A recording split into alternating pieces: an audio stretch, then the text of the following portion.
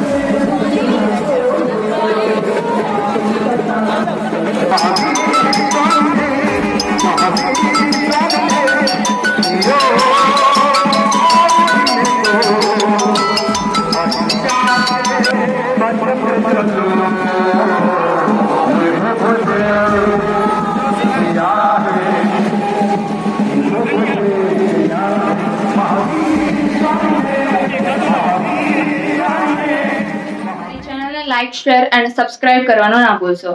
ધન્યવાદ।